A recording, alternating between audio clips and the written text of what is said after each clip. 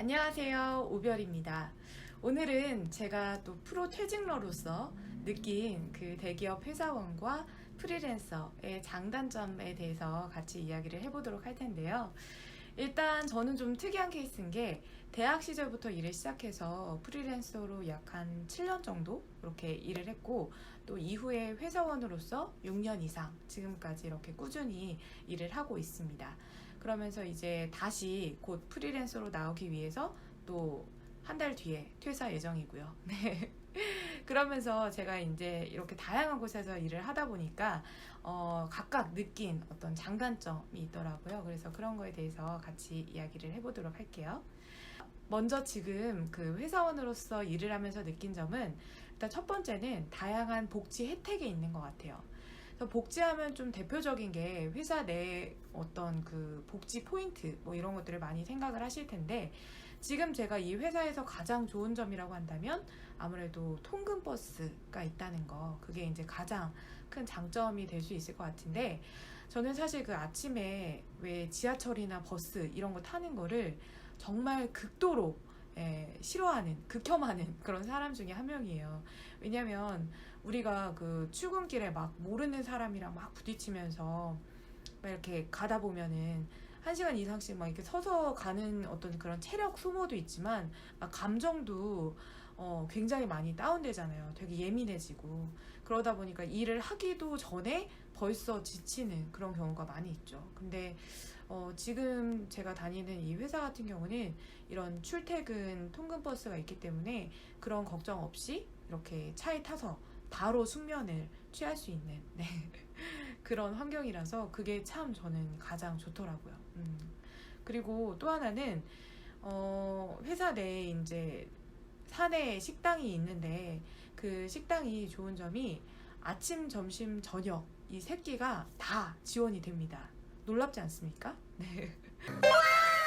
원래 저도 그 예전에 다녔던 어떤 회사들 같은 경우는 보통 뭐 중식이 지원되거나 아니면은 그냥 중식도 이제 나가서 보통 이렇게 사 먹는 이런 구조로 많이 되어 있었는데, 확실히 대기업이라서 그런지 모르겠지만 이렇게 아침, 점심, 저녁 세 끼를 준다는 게 굉장히 또 큰 메리트로 다가오더라고요.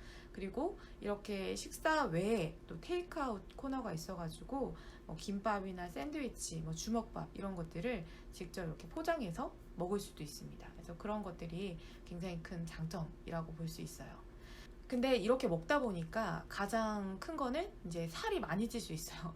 그래서 저 같은 경우도 아침을 잘 안 먹는, 그냥 요거트나 과일 이 정도 먹고 이제 점심 저녁을 먹는 스타일인데, 이게 새끼가 다 나오다 보니까 살이 한 10kg 쪘어요. 네, 그래서 진짜 지금 열심히 빼고 있긴 한데, 어쨌든 그런 점들, 자기 조절에 실패하면 굉장히 또 살이 급속도로 찔 수 있다라는 게 좀 단점이라면 단점인 것 같아요.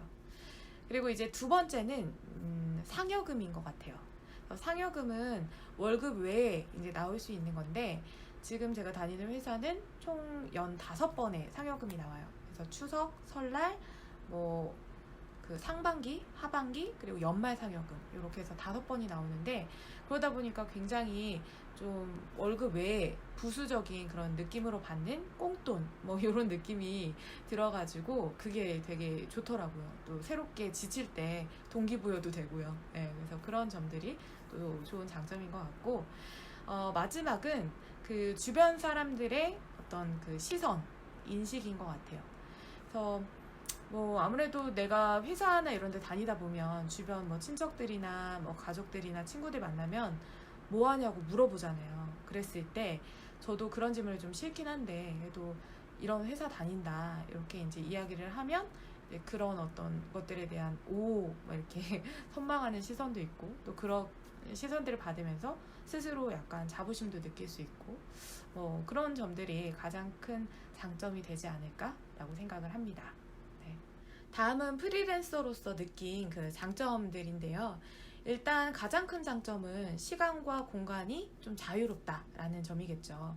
그래서 내가 원하는 대로 스케줄 같은 경우도 좀 조절이 가능하고요. 뭐 개인 업무, 예를 들어서 은행이나 관공서 뭐 이런 데 갈 일이 있다면 그런 데도 또 편하게 갈 수 있고, 또 꼭 여행이나 이런 것도 주말에 끼지 않아도 내가 원하는 만큼, 원하는 기간만큼 이렇게 길게 갈 수 있다라는 게 가장 큰 장점이 되지 않을까 싶어요.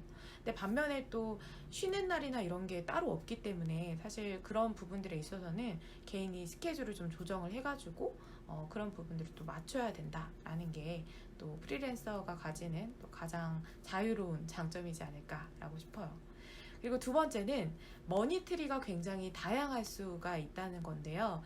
아무래도 프리랜서들은 본인의 능력 하는 거에 따라서 투잡, 쓰리잡 여러 가지 직업들을 또 가질 수가 있죠. 그래서 돈을 많이 벌 때는 굉장히 또 많이 벌 수 있는 그런 구조가 얼마든지 가능한 게 이제 프리랜서이지 않을까 싶은데요. 저도 제가 프리랜서로서 이제 대학 시절부터 일을 같이 병행을 했는데 그러다 보니까 일이 많을 때는 아침, 점심, 저녁 이렇게 세 번에 나눠서 일을 했던 적이 있었어요. 그러다 보니까 그 수입 창출이 굉장히 또 많아질 수 있다는 거. 그런 게 가장 큰 장점이 될 수 있는 것 같아요.